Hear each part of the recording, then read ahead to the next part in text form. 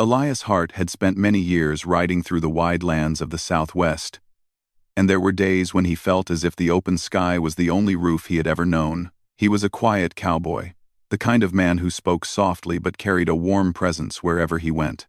People trusted him because he never pushed himself into anyone's life and never judged what he did not understand. He simply lived, worked, and treated everyone with dignity. The autumn sun rested low in the sky one particular evening when Elias made his usual trip to the old trading post near the Apache settlement. He often delivered small supplies for the shopkeeper: bags of flour, simple tools, sometimes fabric or beads that were requested by families from the nearby village. Over the years, he had formed a gentle connection with several Apache families. They shared small conversations, friendly nods, and the kind of peaceful coexistence that felt natural in a land where everyone depended on each other in some way. Elias always admired the calm strength of the Apache community. Their way of living close to nature, their respect for the land, and the harmony in their daily routines reminded him that life did not need to be rushed. When he rode past the settlement, he often saw children playing near the water, elders sitting in the shade telling stories to younger ones, and families preparing meals together. It was a peaceful rhythm, and Elias noticed it every time. As he reached the trading post that evening, the air felt slightly cooler than usual, carrying the soft scent of desert plants after a long, warm day. He tied his horse to the rail and was about to carry the sacks of flour inside when he noticed two women approaching from the path that led from the Apache village. He had seen them before. Their names were Osha and Nalan. Both were respected women within their community, gentle, thoughtful, and devoted to the well-being of the people around them. Even from a distance, Elias sensed a quiet seriousness in their walk, as if they carried something important in their hearts. He placed the last sack on the porch and brushed the dust from his gloves before stepping forward. "Evening," he greeted softly, offering a respectful nod. The women returned his greeting with warm expressions.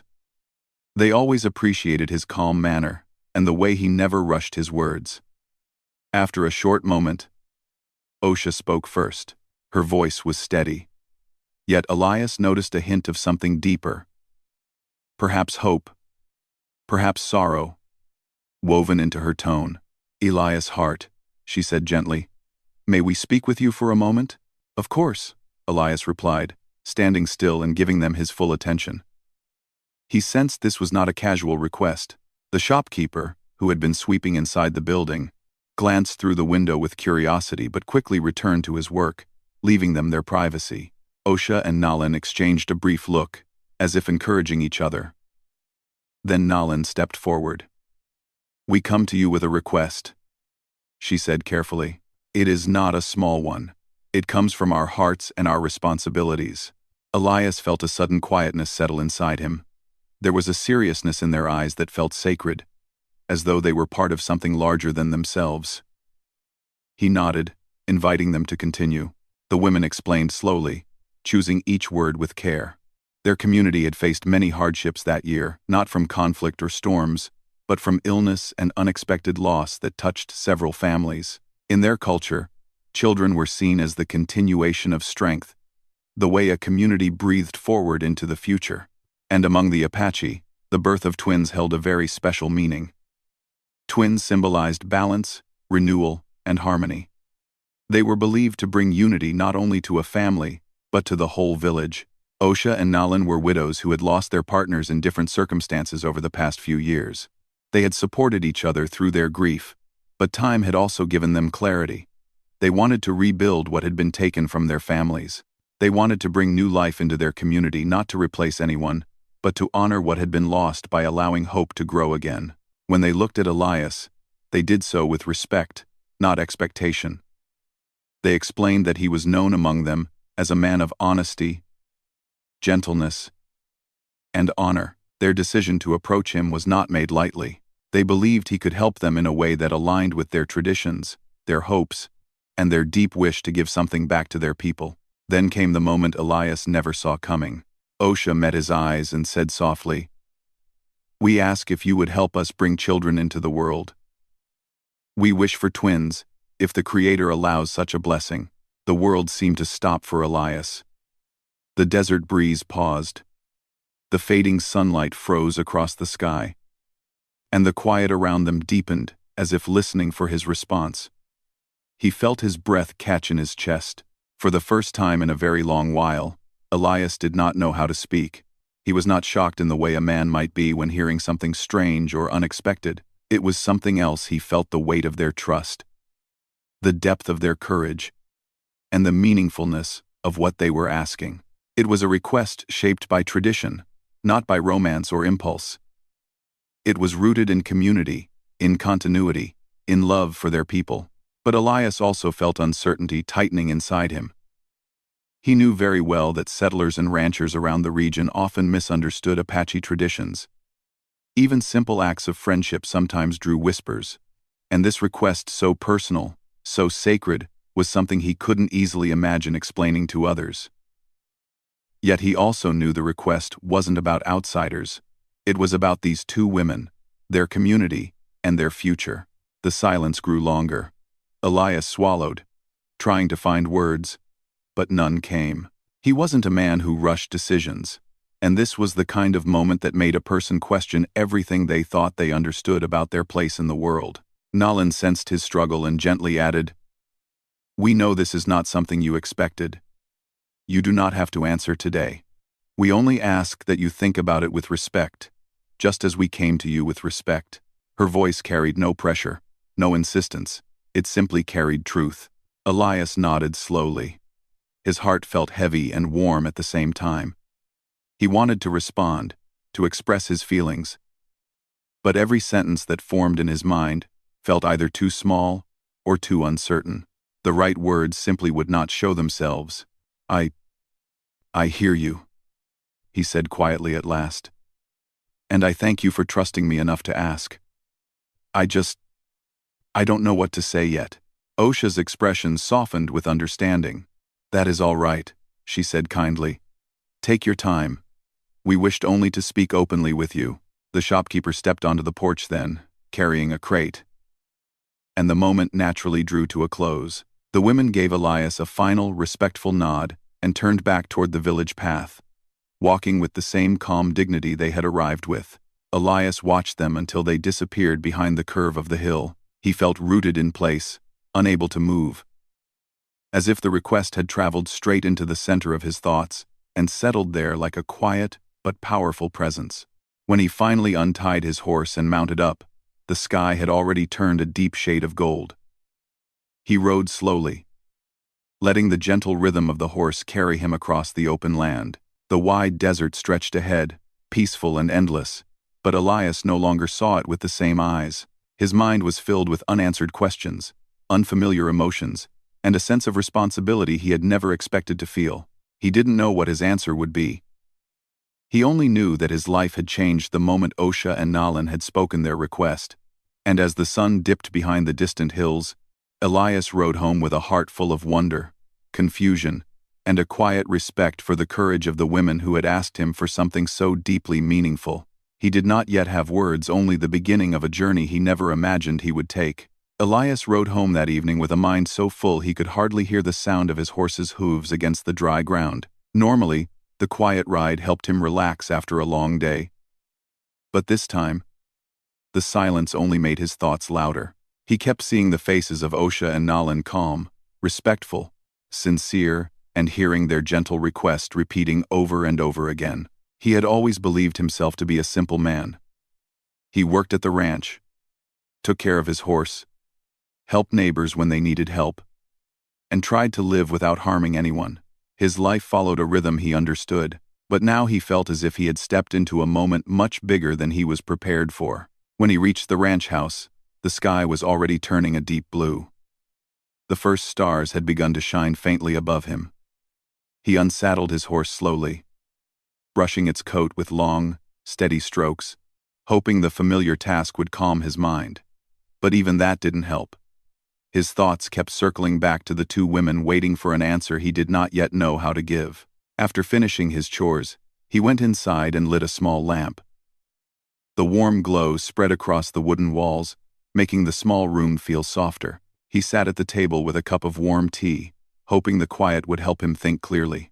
But instead, Memories flooded in small, everyday moments he had shared with the Apache community over the years. He remembered how the children would wave at him when he rode past, their smiles bright as sunlight. He remembered how the elders would greet him with calm nods, acknowledging his respectful presence. He remembered the times he had helped repair a broken wagon wheel or shared extra supplies during difficult seasons. Those moments had never been complicated. They had simply felt right. But this request, this was different. It was not a simple act of kindness or a small favor. It carried deep meaning, something tied to family, culture, and the future of a community that had trusted him for years. The responsibility felt large, almost too large for one person.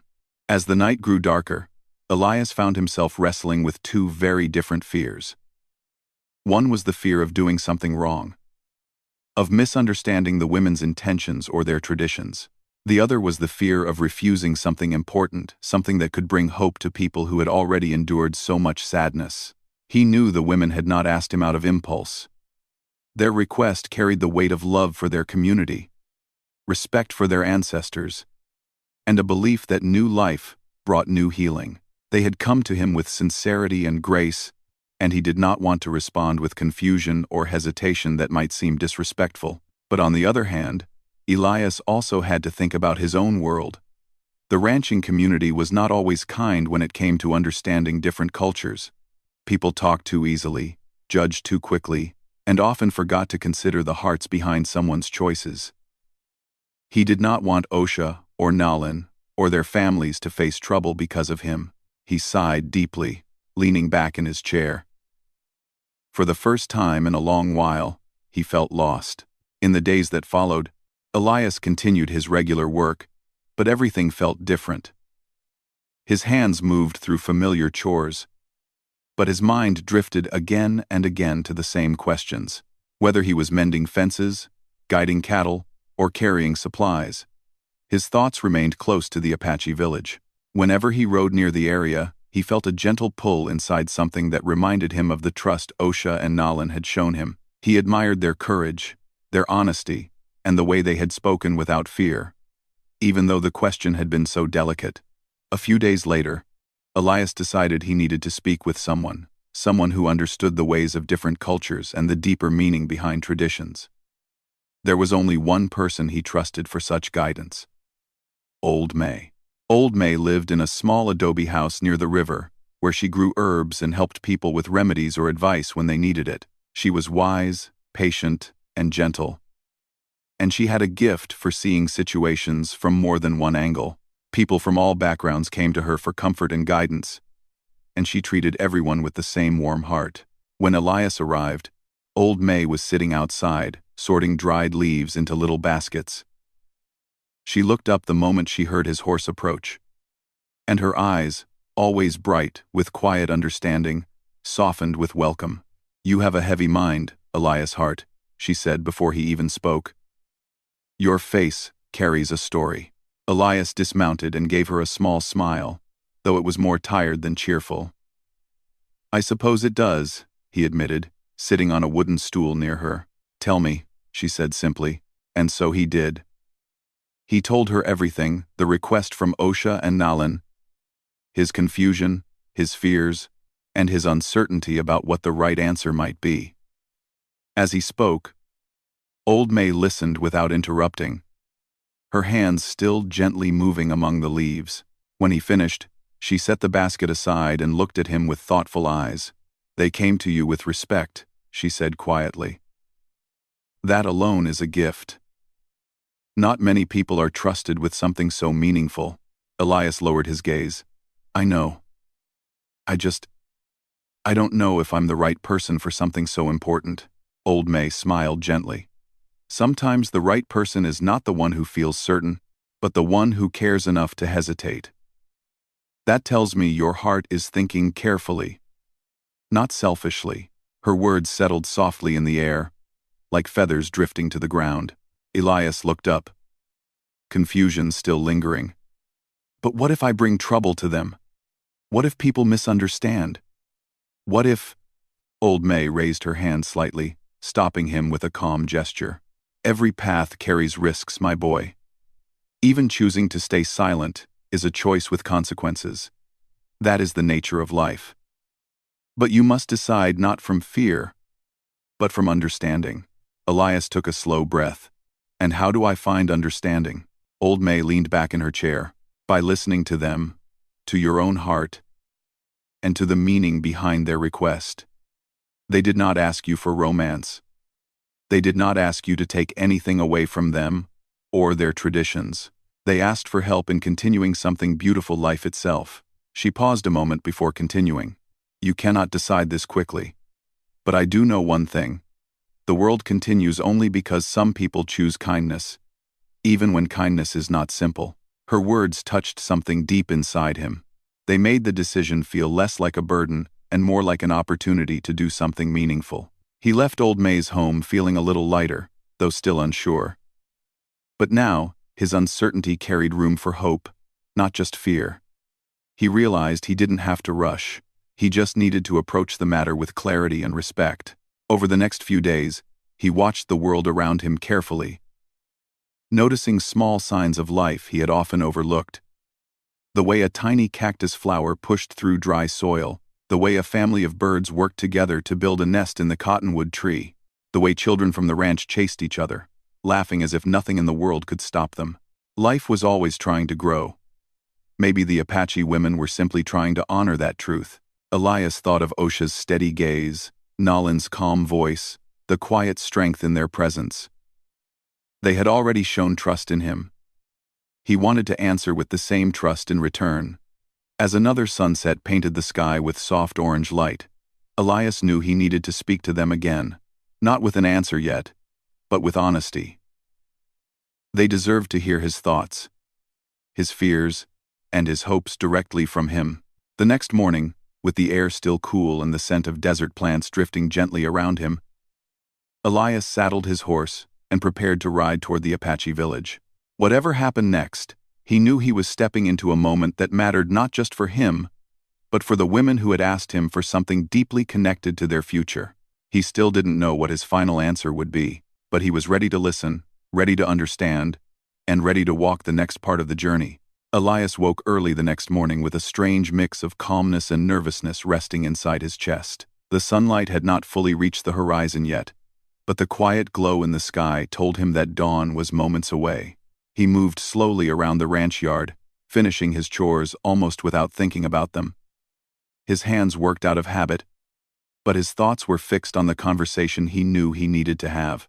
By the time he saddled his horse, the sun had begun to warm the land with soft golden light. He paused for a moment before mounting, looking out at the distant hills.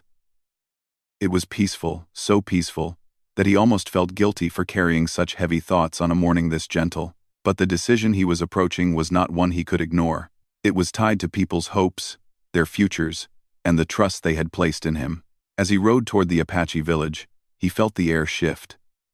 The closer he came, the more he became aware of the quiet beauty of the land around him. Wild grasses swayed lightly in the breeze. Birds called to each other from the branches of tall cottonwood trees. A clear stream sparkled in the sunlight as it wound its way through the valley. He realized he was seeing everything more clearly than usual.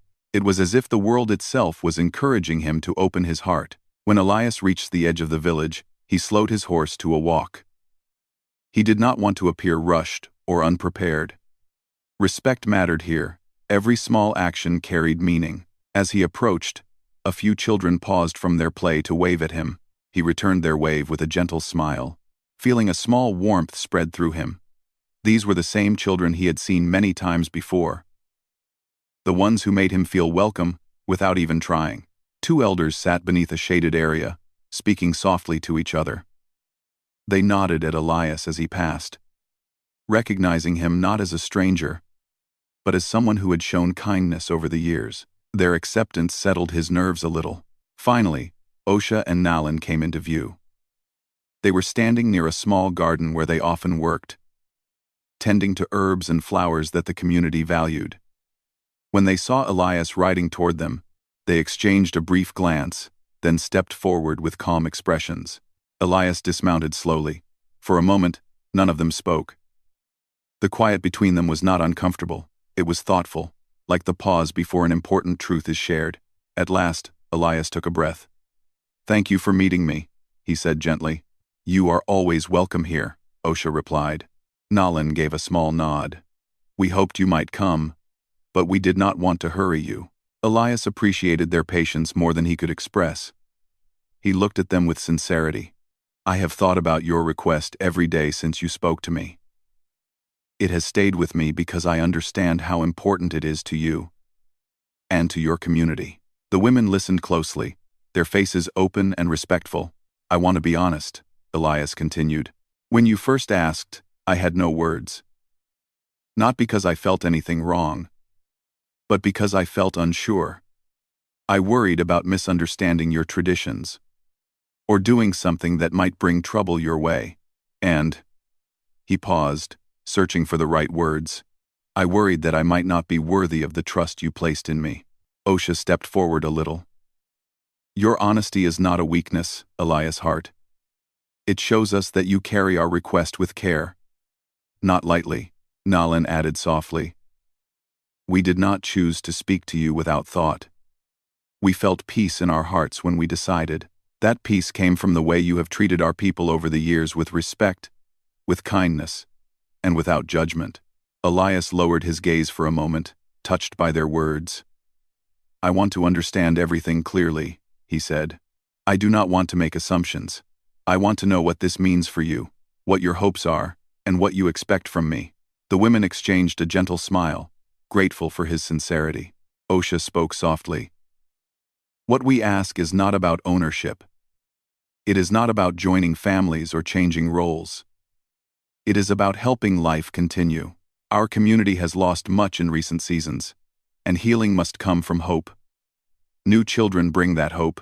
Twins, especially, are seen as a symbol of balance, a blessing that lifts the hearts of everyone." Nalin continued, her voice warm and steady. "We do not ask you to take responsibility beyond what is natural. We would raise the children within our traditions. Your role would be a respectful part of our story, not a burden placed on you." Elias listened carefully.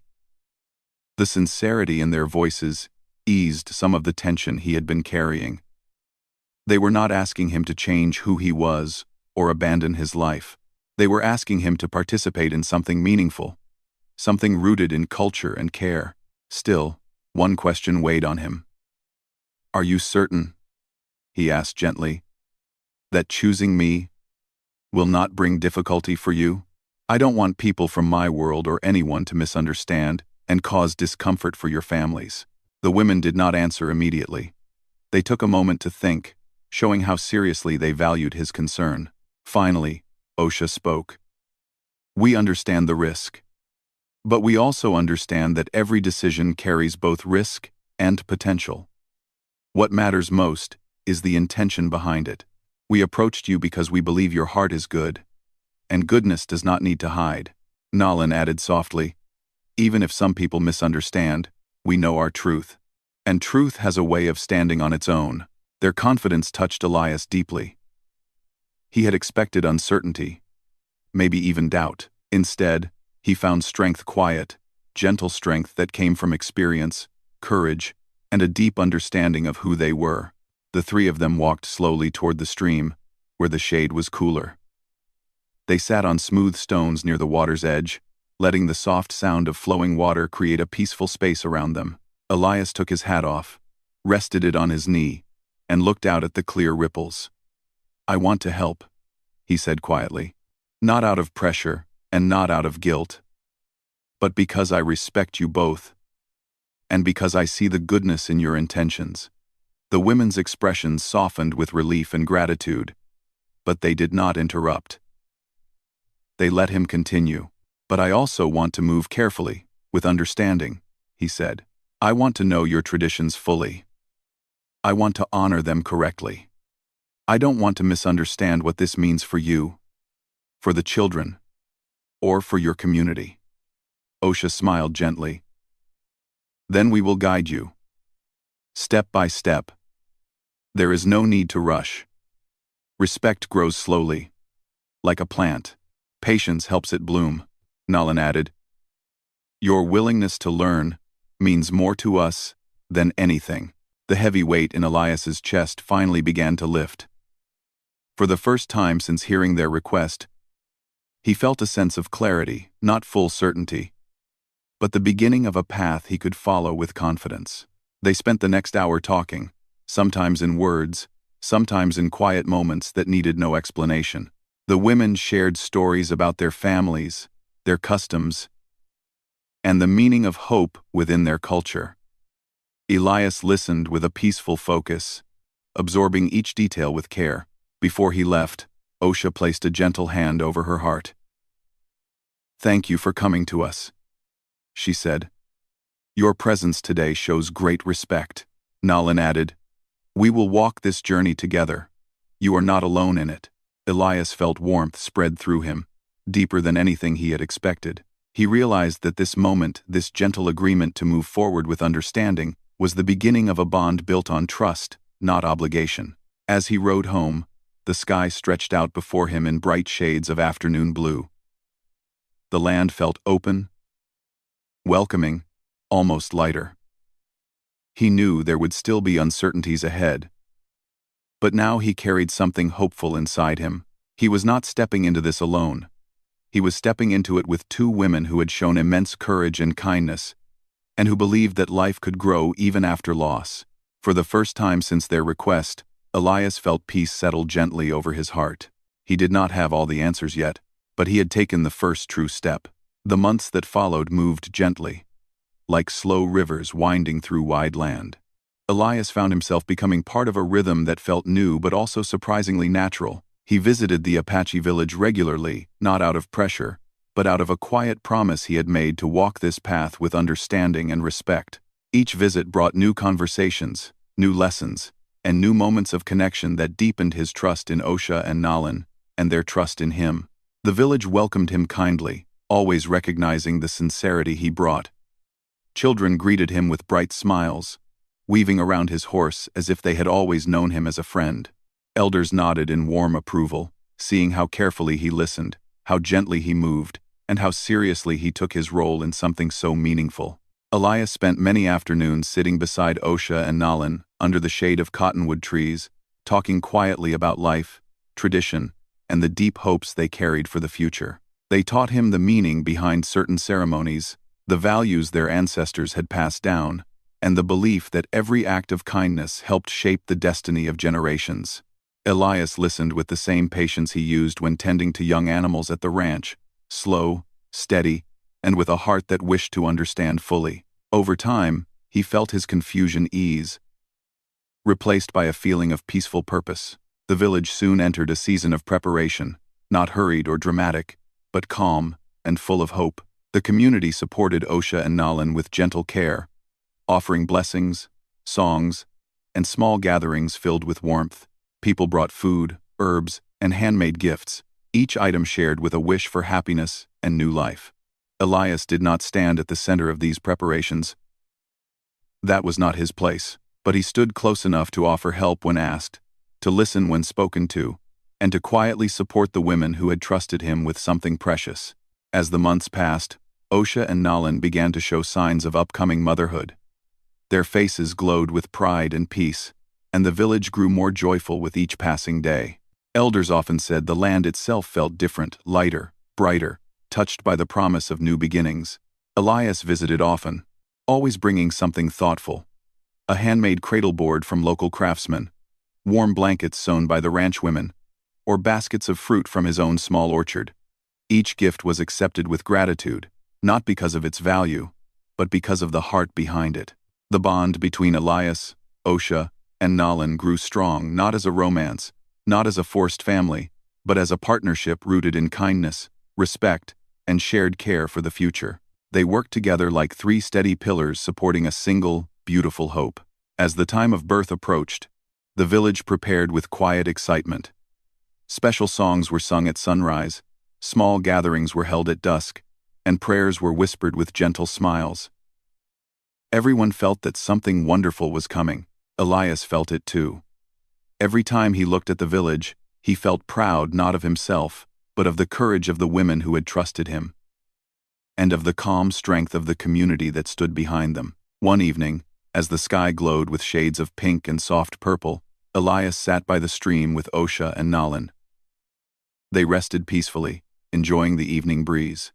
"It won't be long now," Nalan said softly, touching her stomach with a gentle smile. Osha nodded. "The elders say the children will arrive with the next strong moon." Elias felt a warm flutter in his chest, something like hope, something like gentle joy. "You both look peaceful," he said. "That is because we are," Osha replied. "We have walked this journey together with honesty and care.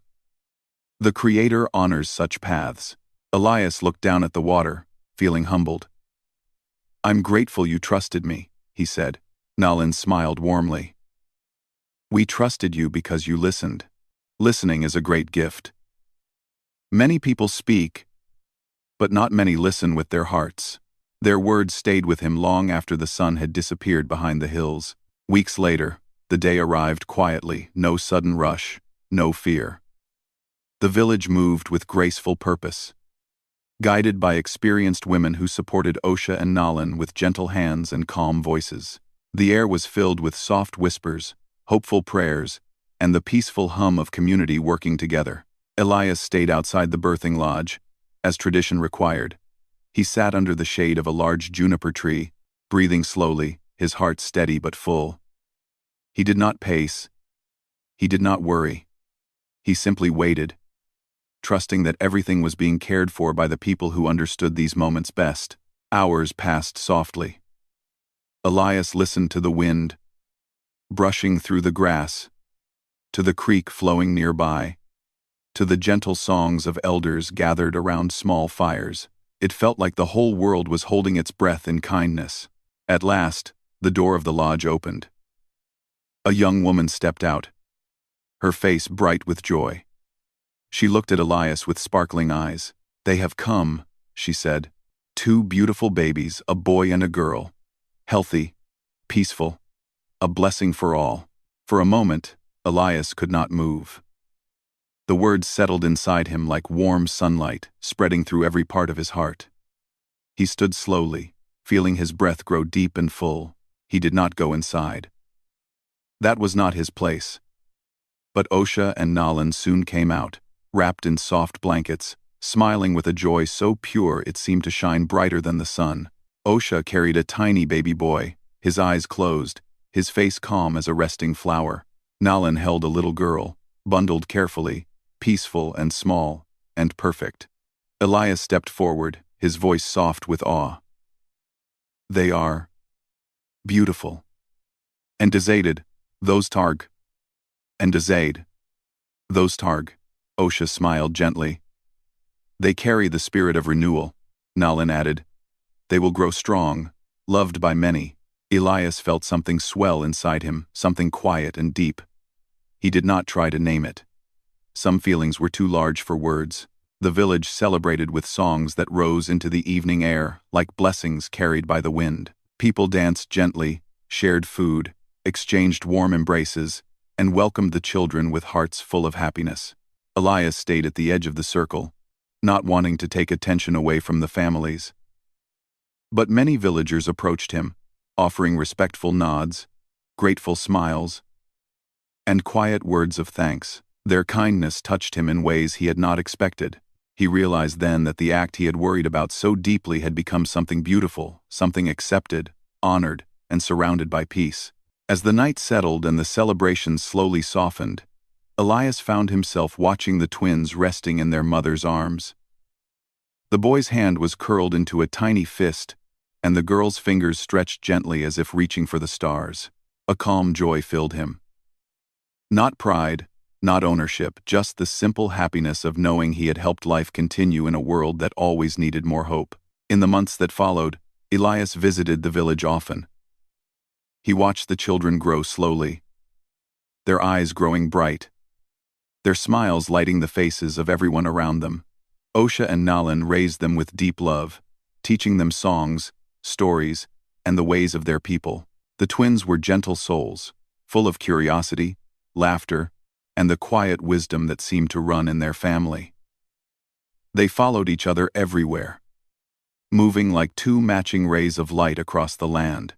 When settlers asked questions, Elias never explained more than he needed to. He protected the dignity of the women and the purity of the children's story without hesitation. If whispers arose, they faded quickly, silenced by the calm truth in his eyes and the respect the village held for him.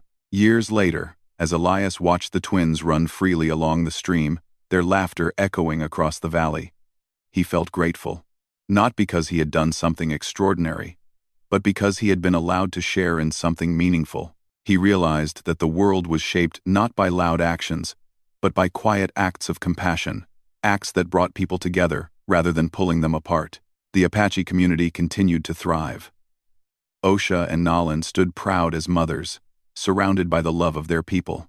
The twins grew into symbols of peace, unity, and renewal, just as their traditions had foretold. And Elias Hart, the quiet cowboy with the gentle heart, carried the memory of this journey inside him forever, like a warm ember, never fading, always glowing softly with meaning. Life had given him a path he never expected, and he had walked it with kindness.